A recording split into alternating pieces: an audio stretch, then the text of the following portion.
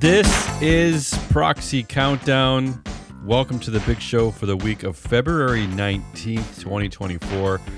Alongside my tag team partner, Matt Moscardi, I'm Damian Rollis. On today's countdown, 2 new playthings for Mark Zuckerberg on the Meta board. The Southeast Asian CEO revolution continues at PTC. The ongoing meme proxy battle at Disney. Finally, some shareholder anger at Norfolk Southern. And on the big vote, a deep dive at Qualcomm, that company that you sort of know who they are and kind of know what they sell. Let's go to our trade wire, Matt. Mark Zuckerberg has added 2 new directors to the board at Meta Platforms. John Arnold and Hock Tan. Both will serve on the Audit and Risk Oversight Committee. Hock Tan is the longtime CEO at semiconductor company Broadcom. Hock is accustomed to serving with dictators, as the Broadcom board is controlled by the 69% influence of its chair and co-founder Henry Samueli. John Arnold is a hedge fund guy, having become the youngest billionaire in the U.S. at the time in 2007 at the age of 33. Sounds like Mark. Before starting his first hedge fund, he was known as the king of natural gas for his prolific work at Enron, where he specialized in trading of natural gas derivatives. He received the largest bonus in Enron history, $8 million, just prior to Enron's infamous collapse. His current foundation, Arnold Ventures LLC, has come under heavy scrutiny recently for issuing a grant to the Baltimore Police Department to trial aerial surveillance hardware, and for creating a dystopian public safety assessment, which gave recently arrested individuals a score to determine their flight risk and potential bail, among other controversies. In the end, Matt, Meta can proudly announce that a former successful day trader at Enron, who heavily profited as the company was collapsing, is sitting on its Audit and Risk Oversight Committee. You know, nothing sells confidence like having come from Enron. Unbelievable. And sitting on the Audit Committee. John Arnold really is a copy, an image made in the image of Mark Zuckerberg. In fact, John Arnold has several articles out defending Mark Zuckerberg's philanthropic giving style, which is always bodes well for his independence in managing, hypothetically, Mark Zuckerberg as his, because you're firing the CEO on that board, right? Yes. The Southeast Asian CEO revolution continues, this time at PTC, where Neil Barua succeeds James Heppelman as the new CEO at the computer software and services company. Heppelman is not sticking around, however, as the board. He's not even staying as the board chair, and is taking his 34% of boardroom influence with him. So it really is Neil Barua's company over there at PTC. And lastly, 2 large cap companies announced CEO transitions. Padraig McDonnell will succeed Michael McMullen as CEO of Agilent Technologies in May, and Robert Michael will succeed Richard Gonzalez at AbbVie in July. So, from a Mick to a Mick, and from a Rob to a Rick. Matt, this is the nature of Fortune 500 companies in America. At least they're not all named John. That would have been even better. Let's get to our proxy cage matches. The barrage of proxy contest filings keeps coming at Disney. Of note, Blackwells has filed headshots of its 3 nominees, featuring a scowling Craig Hatkoff. The filing says this of Craig, quote, "You couldn't sketch a better Disney leader in a writer's room." They also took a shot at Nelson Peltz. Nelson Peltz of Tryon Fund, also battling Disney in a proxy contest, saying that, quote, "Begging for board seats is not a strategy." And they accompanied that with a very strange picture. Looks like it was made by AI of an old man on one knee praying to a mouse in a pinstripe suit. And that mouse is not Mickey Mouse. It's just a mouse in a pinstripe suit. The hashtags for Blackwell's campaign are hashtag the future of Disney and Disney deserves the best. Those are the two hashtags. I looked at the filing history since January 1st of 2023, when effectively we started this round of activism. There have been over 90 proxy filings Several per alone. day. 90, because every time they tweet something, Disney actually has to capture the tweet and put it in a filing, and it's all there. And it really makes it look like boys arguing with one another at a playground. Speaking of which, Tryon Fund has filed a large photo of disgruntled nominee Jay Rasulo. The former CFO at Disney, mind you, CFO, is quoted as saying that something's broken in the creation of creative content. That's a quote. And I got to read this whole quote because it just really encapsulates the folksiness of this campaign. The other thing that Jay Rasulo said is, I think from the very start, back in the 30s, when Walt created the first feature animated film, it started the Disney flywheel. In fact, Walt invented the Disney flywheel, that you could take something that pleased people in a movie theater, make it into consumer products, ultimately put it into Disneyland as rides and attractions. Animation is so key to the Walt Disney Company. So key to the success and the running of the flywheel that to imagine that the Walt Disney Company has lost its iconic status in animation today is almost unbelievable. And personally, it really affects me because this is how we created success when I was at the company. End quote. That's all a quote. It's not the most elegant quote I've ever heard. It's worth saying, though, that Rasulo got his BA in econ and then went on to get his master's in econ and then worked at Chase Bank and Marriott in their financial department. So I'm not sure that he's a writer or a creative process kind of person. So I don't know what the bar here is. I think that this is about the level that we can expect from Jay Rasulo, right? Tryon also announced that it is asking voters to specifically vote out 2 Disney directors, Maria Elena Lagomasino and Michael Froman. I think that's the first time that they've actually targeted the directors of Disney. Moving on, according to several reports, it has been a banner week for billionaire investor Carl Icahn. Carl not only managed to procure 2 board seats at JetBlue and 2 board seats at American Electric Power, but he also celebrated his 88th birthday. Arc House Management has launched a proxy fight at department store Macy's, nominating 9 directors to the company's board. Macy's had previously rejected an unsolicited bid from Arc House to take the retailer private for $21 per share. And lastly, a group of investors led by Ankara Holdings said it had proposed replacing Norfolk Southern's top management, including its CEO and COO, and nominated 8 directors to the Railroad Operators Board. The investor group, which holds a large equity stake in the company, aims to replace CEO Alan Shaw with former UPS COO Jim Barber and to replace COO Paul Duncan with Jamie Boychuk. Boychuk previously departed rail company CSX for, quote, for reasons unexplained, end quote, after serving as executive vice president of operations for only 6 years, and according to his LinkedIn profile, has been retired, self-employed since August 2023. Now, that retired self-employed, I'm pretty sure was, and Cora probably reached out to him, said, we want to nominate you for a board seat. You need to retire or be self-employed for that to happen. That's my guess. That's not for board seat. That's for COO. COO. Yeah. That's, yeah.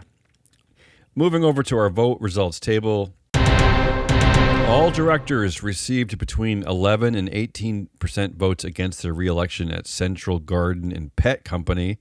High under normal circumstances, but 82% of voting power at the company is held by company founder William Brown and institutional voters, meaning that basically every other shareholder voted to remove the board. At Ingles Market, both Class A directors were rejected. That's Ernest Ferguson and John Loden voted out. Class B directors, however, were reelected because Class B voting power is dominated by company founder Robert Ingles.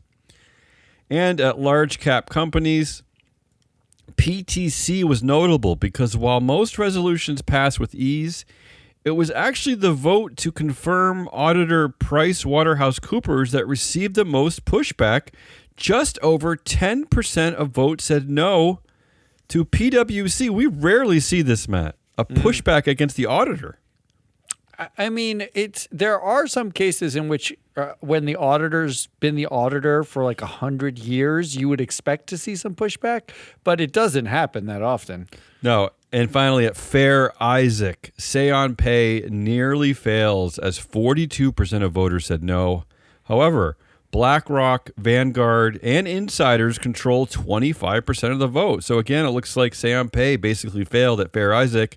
At issue, CEO William Lansing received a special performance-based retention and leadership continuity award valued at nearly $37 million on top of his normal equity valued at another $28 million, not to mention a $25,000 spousal travel perk. When do I get a special performance-based retention leadership continuity award? I want that. You don't. Let's move over to the big vote. Today, Matt, our focus is on Qualcomm. Their meeting is coming up beginning of March, I believe, March 5th. I don't have a lot to say about Qualcomm. I'm looking forward to your analysis on this vote. I mean, this is a pretty average large cap company as they go. Ownership is Vanguard controls 10% of shares. BlackRock controls 8%. Overall, the board is very average. They're hitting 462 according to our metrics. The only thing that was striking to me in looking at this board was that they of course have their skills matrix, but at a company like Qualcomm, one of the most important skills I would think is information security, and actually, this is a underrepresented skill set on this board. Only 4 directors have skills in information security. The only other category with so few directors was climate and environmental skill set, but surprising nobody. When you're talking about skills, there's skills, and then there's I've worked at a place where that thing happens, doing something totally different. This is their assessment of skills, right? So here's what I did. Go ahead, get right into it. I think in your opening you described Qualcomm, a company you sort of know, but you kind of know what they sell, but you don't really care. In my head, I think they sell chips, not potato chips, but maybe computer chips. And I think because of my sports knowledge, I think they're in California because I think they named maybe a football stadium after themselves or something. I do. They are in San Diego. That is correct. And you're right about both the potato chips and the computer chips. Okay, good. Now, their major competitors here are Intel, Broadcom, NVIDIA is sort of an adjacent competitor. They do all mobile IoT chips, basically like your dishwasher, your car, your phone. Anything that has a Bluetooth chip in it or a Wi-Fi chip in it, those are all Qualcomm chips for the most part. Okay. They're fabless chips, meaning they're not fabricated using water. They don't need they need a different inputs to build. Mm-hmm. What the story of Qualcomm basically is, they are boring. The year to date they're up 6% versus 4% for the S&P. They're barely beating it. On the back of NVIDIA's news of earnings in the past week, NVIDIA's up 15%, and everybody's on the AI boom. Qualcomm, meanwhile, up 1.5% or 2%. Right? Like, this is not a company that is riding the chip wave of the AI wave. In fact, analysts are considering Qualcomm overvalued as a consensus view at a 21 price to earnings, which is like average price to earnings, which means that everyone thinks that this is a boring commodity play. Yeah, let's talk about boring, because let's talk about the board then. Yeah. So does the board reflect that? The board totally reflects that. It's an aristocratic board. 92% of the influence on the board is from CEOs or ex-CEOs. This is just a bunch of CEOs. Sure. 50% of the board are connected. So it's a bunch of CEOs who know each other sitting on a board together. Mm-hmm. They're all, as you said, middle of the pack performers. There's no one with any particular influence, consolidation. They're even politically similar. They have community board similarities. Mm-hmm. This is one of the more boring boards. In fact, I would say that they're conservative in terms of they take less debt, they pay less in dividends, they do give average pay to their CEO, average pay to their employees.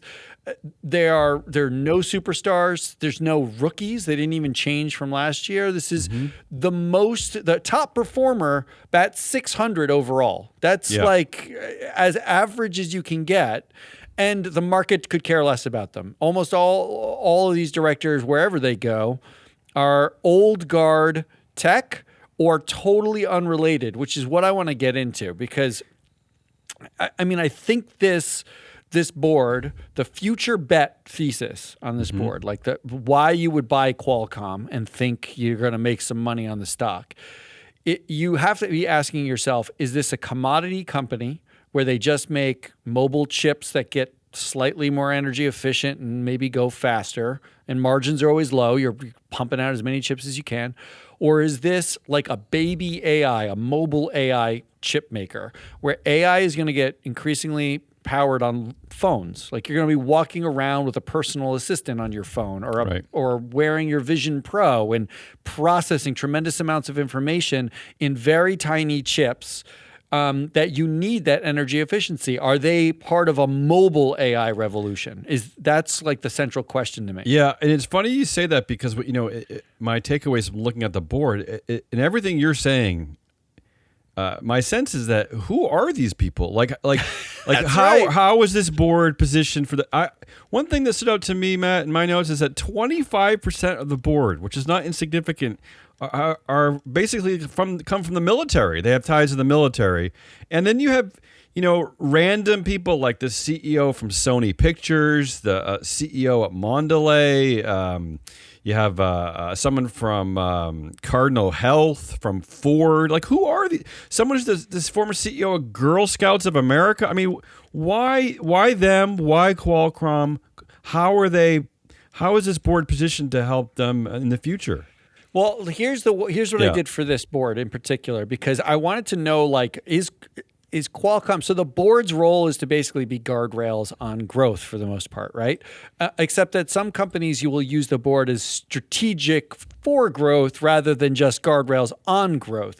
This board seems to offer neither thing. So I compared it to other boards. NVIDIA's board, 6 of the 14 board members at NVIDIA are venture capital or have venture capital backgrounds. 6, wow. 2 of the 14 are deep academic lab engineers. They're these are super smart, like future of the world academics. And then you've got another couple marketers, a couple tech, a lawyer, a healthcare device. But this is a growth-focused board at NVIDIA. They're basically looking at like venture capital and academics, engineers, right? Yeah. Intel, 2 venture capitalists, 2 academics, 3 medical devices. That's more growth-oriented. Yeah. Even Broadcom, you have 2 venture capital or activist investors who are pushing for growth. This board has not only no one really in venture capital at all. And I was going to say, from my notes, I don't remember seeing any academics. There are no academics. Yeah. Where are the academics? Where's somebody who's working in like a jet propulsion laboratory currently? Yeah. Like, where's somebody from MIT who's like working on the future of mobile AI, right? Like, where are those people on this board? Well, and this company should want them. Yeah, we talk about all the time this hidden nature of boards representing their regions, right? We talk a lot about Midwestern boards this way, especially in the Chicago area, that definitely represent the Chicago business community. in many ways, this board does the same thing. It's not in Silicon Valley. It's in San Diego. San Diego's reputation is basically what you described at the beginning, Matt, which is boring, kind of conservative, and a very strong military presence. Yes, which I guess should not surprise you when you see that 25% of the board comes from the military. It's very strange. It's a board that's apropos for San Diego, but maybe nothing else. And that's what gets into the people themselves, right? Like there are people on here that made sense 10 or 15 years ago. Like Ann Livermore is on this board. She's the longest tenured executive and one of the most connected people in Silicon Valley in terms of boards she's been on. She's one of the most boarded people in our database, and she's been at HP forever. Mm-hmm. But 10 or 15 years ago, HP was relevant. Right. It's not. It's not in this AI game. It's not in a chip game. It's a totally sort of different business model. Then you've got people like Mark Fields, who was the CEO at Ford Motor and the interim CEO at Hertz Rent-A-Car. Like, right. How does that person end up on the board? Except that I know Qualcomm puts chips in cars. So maybe the thinking is, you know what? Add somebody who's got some cars that they've sold. Car you know, market, the car market. Yeah. But you also have Greg Johnson, whose background includes marketing at Advanced Auto Parts, Best Buy, Gillette, Kodak, SC Johnson, Kraft Foods. You've got Irene Rosenfeld from Mondelez. You mentioned Mondelez. Her entire background is in snack foods at General Foods, Kraft Foods, and Mondelez. Yeah. She actually got, I've never seen this before. She got a bachelor's in psychology, a master's in business, and a PhD in marketing. A PhD in marketing. Why is she on this? Like, what ironic snack at a food company that marketing is necessary here? Yeah, I was going to say ironic at a company that we always kind of forget what they do. You have no idea what they do. In fact, when you go through the skills or the backgrounds of all of these directors, about half of them came from marketing or finance adjacent kind of roles, which means there are almost no engineers except for the CEO on this board and one director, Sylvia Acevedo, who was at NASA's Jet Propulsion Lab, but now is the CEO of the Girl Scouts, right? So you've got one person who was an engineer and then the CEO. So at least you have two engineers, although one of them is the company, right? So that means when he shows up, when Cristiano Amano shows up and he's talking to the board, is he only talking to the one other engineer in the room? Is that the way that works? This is a very strange board, except that it's old tech, mostly finance and marketing, and no one who's thinking about the future outside of maybe the CEO himself. They're highly interconnected people with no sort of future, and they don't even compare to their immediate competitors. Like, there's not a comparison. Let me add one other thing. What's odd too is that it's not like this board was created in the late 90s and the early 2000s. The shortest tenure that I'm seeing at quick glance, the longest tenure I'm seeing at quick glance is from 2015. Yeah, 8 years. Right, so which is unusual in itself for an American company of this size. So they actually have had the opportunity. They've refreshed this board quite considerably. They have had the opportunity to bring in kind of a more modern day version of this company, but they refuse to do so. Well, when you refresh the board and still somehow 50% of the board are connected to one another through other boards, it means you're just refreshing from the same pool of people. You could have the same 10-year, 15-year-old people. You might as well just have them because you're just refreshing it with their friends. Well, that's why I will say that why it's so important to take a deeper dive on these boards, because the woman who runs the nomination committee is Ann Livermore, who really is that kind of old-fashioned director that comes up in so many of our shows. And you're right, she's kind of been at every company and kind of just knows a bunch of people and is not really focused on what Qualcomm does, but is focused on creating a very strong network. So if you go to the recommendation part, which Yeah, go ahead. I'm going Let's to jump to it. start, if we're going to talk about like what the future of this company is, I think this is like a potential activist target in the making, because this is a board that is constructed entirely for itself and for like limiting any risk taking and being boring, making chips that actually could power future technology in our palms that would be useful, could be a viable competitor in the marketplace for mobile AI. So I think what you want out of this board is to begin the refreshment process to move it towards a boring company that no one knows what it does to a growth company that's doing like AI focused chips in the palm of your hand. Not that I want that in the palm of my hand, but that I think is the play here, right? Which gets Makes us sense. to the actual votes. Yeah. And I think Go there ahead. are effectively two strong no's out of this field. One is Mark Fields, Okay. who is the former CEO at Ford. at Ford and the interim CEO at Hertz Rent-A-Car. He has a bachelor's in econ and an MBA. He was in marketing and sales, and he spent his life in cars. You don't need a car representative on Sure. the board of your chip maker. You need to replace a Mark Fields with an academic or somebody who's more growth oriented, who's a future technologist of some kind. And the second one would be Irene Rosenfeld. Yeah. She's the ex-CEO of Mondelez. You don't need someone with a PhD in marketing. Yeah, I think she's there. She's the chair of the compensation committee. She is there to assure that the CEO's pay stays up at that high level compared to peers. I think that's really her role on that board. I think between those two directors in particular make no sense on this board if you're positioning for growth. And I think next year you actually can focus on Greg Johnson, who has some background in cybersecurity, but on the marketing side of cybersecurity. It's time for Ann Livermore to leave. Right. And not that her tenure is long in this board, but she is likely, given her deep connections and given her long tenure in an old version of technology, it's likely that her influence on this board is actually a net negative if you want to position yourself for future growth. So I think overall, this year, I think it's 2 no's to Mark Field and Irene Rosenfeld. And next year, you're looking at Greg Johnson and Ann Livermore. And then you should be positioned, if you replace them with the right kind of academic, VC, growth-oriented, you should be positioned for the future. Let me add to that. Consider also Tony Vinciquerra, who's the longest tenure director, who is CEO at Sony Pictures and sits on the board of Madison Square Garden Sports That's Corporation. true. Yeah. Seems like a little bit of dead weight. All right, great. I love this. This is our first big vote company that you made a activist call here. All right. Yeah. Activist alert.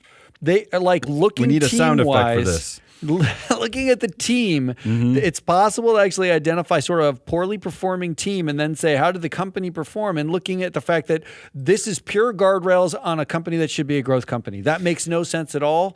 And that's exactly what activists do. Moving on with the resolution, there's true to its nature, Matt. Nobody really even knows what Qualcomm is or what they do and who their board is. They don't even have any shareholder proposals. It's rare for a company of this magnitude and size to have 0 shareholder proposals, but that seems very Qualcomm. I don't really have a lot to say about Seon Pei. 94% support last year. I will say this because I know you love this one. Finally, we have a company where if you hit below the 25th percentile in relative TSR results, it results in no shares earned. So they actually do that one right.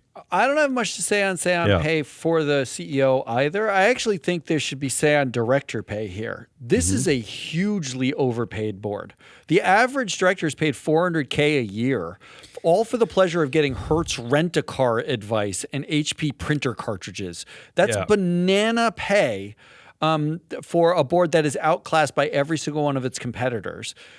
Mark McLaughlin, who has 8 years tenure on this board, or 9 years tenure, made $540,000 for each of the last 2 years. And he's all for what? He's the vice chair at Palo Alto, which is actually at its lowest price since it IPO'd. I don't know what kind of advice you're getting for nearly $500,000 per director, but there's no way that director say on pay should pass if they ever had that vote.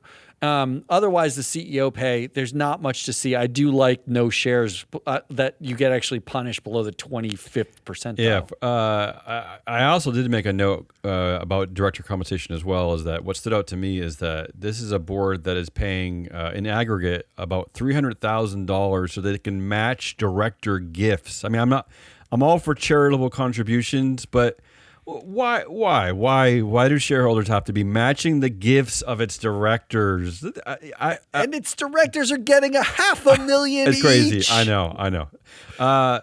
Moving on, before we wrap up this show,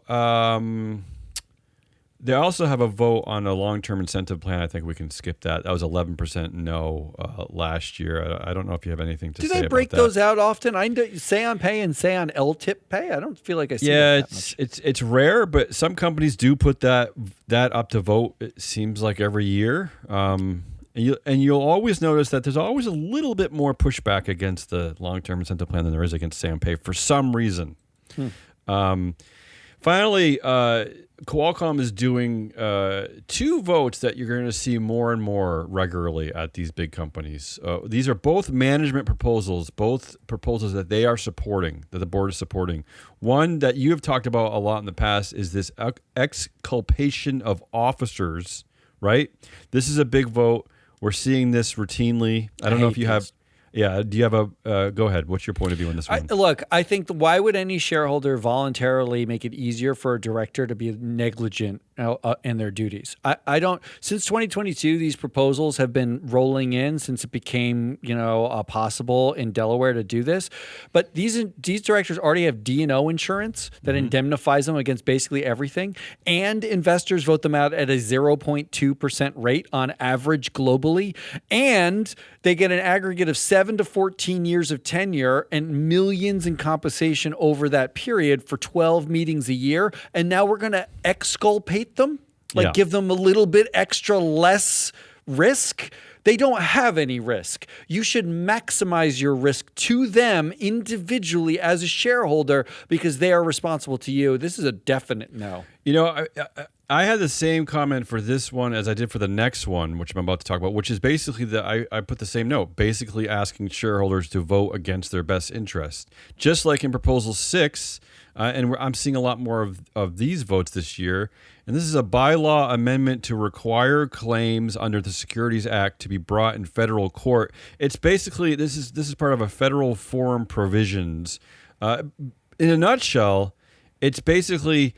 coercing shareholders to let the company try class action suits, not in Delaware, not in states, but take them directly to the federal court, which is again against the best interests of shareholders. Yeah, well, imagine if Tesla's clawback happened in a federal court instead of Delaware, right? I actually, every time I see the exculpation and these bylaw amendments that sort of limit liability by moving it to a different court, the first thing I think is what are they hiding? Why do you need exculpation?